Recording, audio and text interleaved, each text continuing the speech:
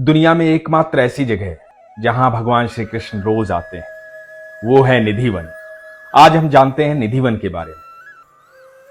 मेरे दिमाग में एक ख्याल इसलिए आया क्योंकि मैं अभी हाल ही में निधिवन गया था।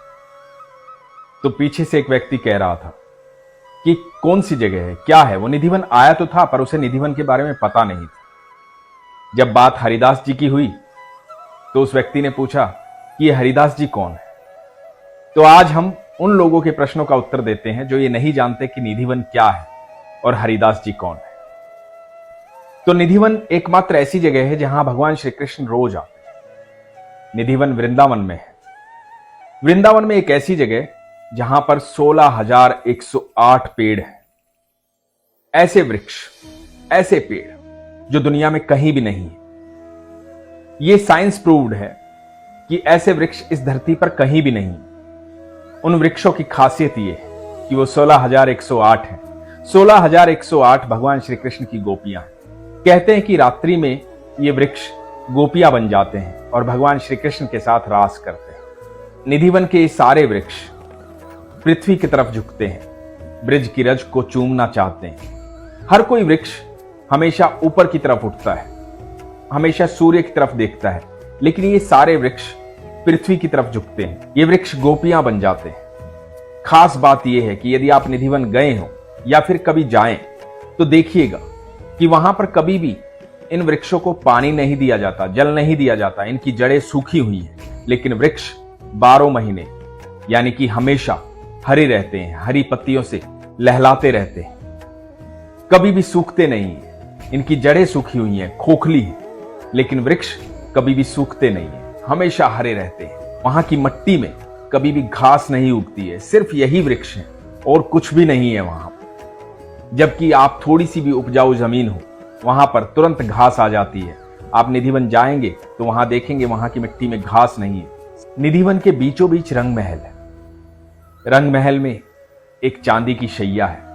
भगवान श्री कृष्ण के लिए उसे रोज सजाया जाता है, राधा रानी के लिए उसे रोज सजाया जाता है। वहां श्रृंगार का सामान रखा जाता है, वहां पान का बीड़ा रखा जाता है, दातुन रखी जाती है, जल से भरा हुआ लोटा रखा जाता है, प्रसाद रूप में लड्डू या पेड़े रखे जाते हैं। जब सुबह रंग महल को खोला जाता है तो वो सारी चीजें इस्तेमाल हुई मिलती है। मान्यता है कि वहां भगवान श्री कृष्ण और राधा रानी आते हैं। भगवान श्री कृष्ण राधा रानी का श्रृंगार करते हैं, उसके बाद वहां गोपियों संग रास रचाते हैं। भगवान श्री कृष्ण वहां रोज आते हैं, राधा रानी वहां रोज आती है।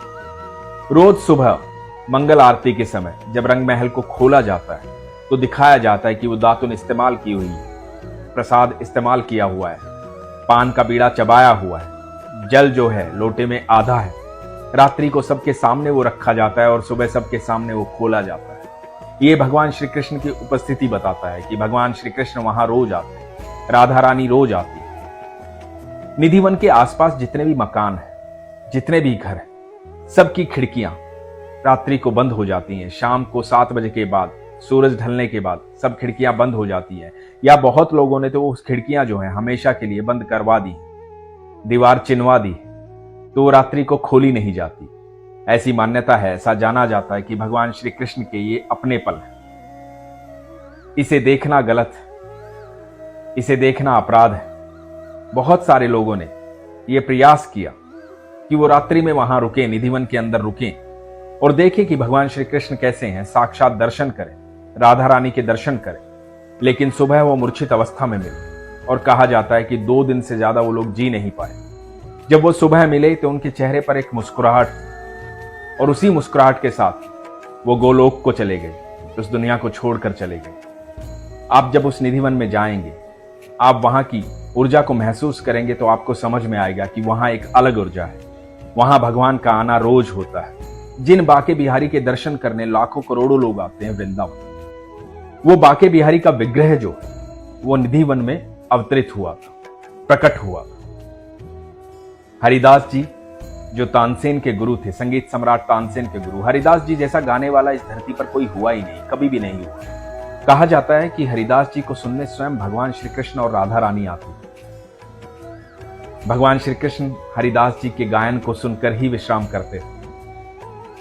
रोज रात निधिवन आते थे, राधा रानी और श्री कृष्ण को रास रचाते हुए किसी ने देखा है तो सिर्फ हरिदास जी हैं।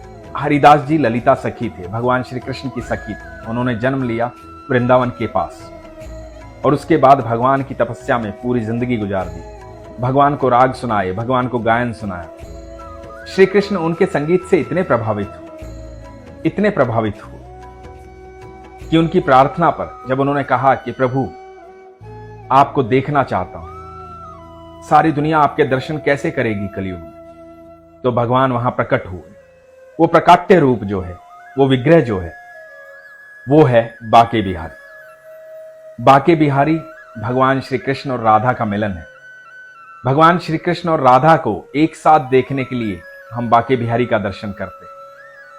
तो निधिवन अपने आप में एक चमत्कारिक जगह है, रहस्य से भरी हुई। निधिवन में आप कभी भी जाएं तो उस ऊर्जा को महसूस करें। वहां पर एक प्रकाट्य स्थान है जहां पर हरिदास जी की प्रार्थना सुनकर के, हरिदास जी का संगीत सुनकर के बाके बिहारी का विग्रह प्रकट हुआ था।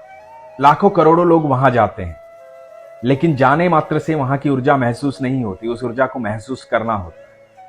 जब भी आप निधिवन जाएं तो उस ऊर्जा को महसूस करें, उसका आनंद लें। वहां पर भगवान का आना रोज होता है।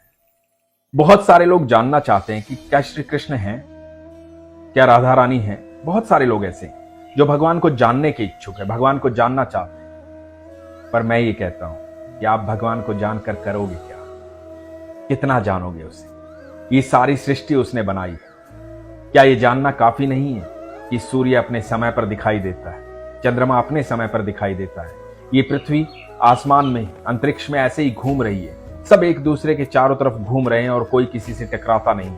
क्या आप ये नहीं देख रहे हैं कि आज कितने अच्छे कैमरे इस दुनिया में हैं, कितनी अच्छी फोटो लेते हैं, लेकिन जो तस्वीर आपकी आंख ले सकती है, जिसे आप अपनी आंखों से देख सकते हैं, पिक्सल फटते नहीं है, दूर दूर तक सब दिखाई देता है।